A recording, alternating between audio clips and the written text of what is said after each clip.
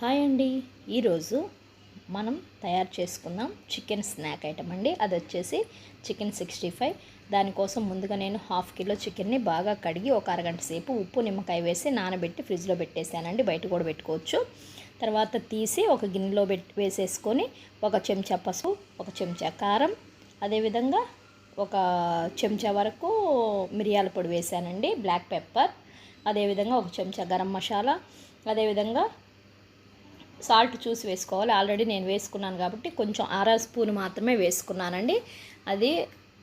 అదేవిధంగా ఫ్రెష్గా దంచిన అల్లం వెల్లుల్లి పేస్ట్ వేసేసుకున్నాను 2 చెంచాలు.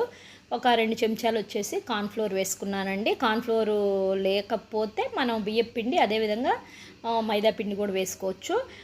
కొంచెం ఫుడ్ కలర్ ఆప్షనల్ అండి, నేను ఫుడ్ కలర్ కూడా వేసాను.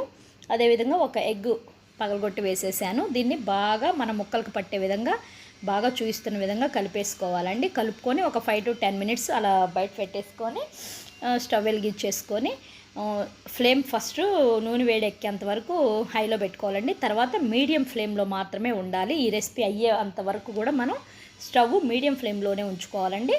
స్టవ్ వెలిగించేసుకొని నేను డీప్ ఫ్రైకి సరిపడ పెట్టేసుకున్నాను. ఆయిల్ కడాయి పెట్టేసుకొని తర్వాత సింగిల్గా కొద్దిగా పెద్ద ముక్కలే కొట్టించుకున్నానండి 65కి కాబట్టి.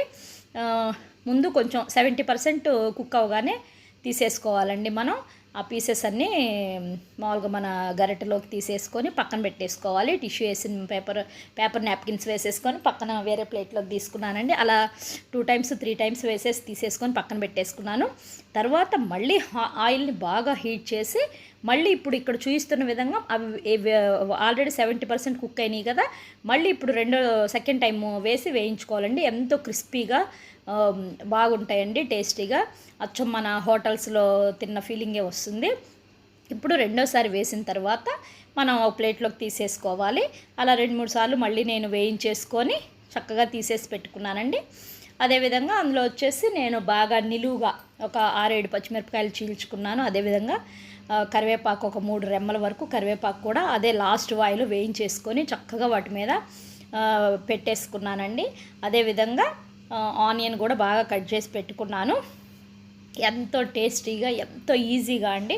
మొత్తం కూడా 10 minutesలో అయిపోతుంది. ఈ రెసిపీ మీకు నచ్చినట్లయితే లైక్ చేయండి, షేర్ చేయండి. Thank you for watching.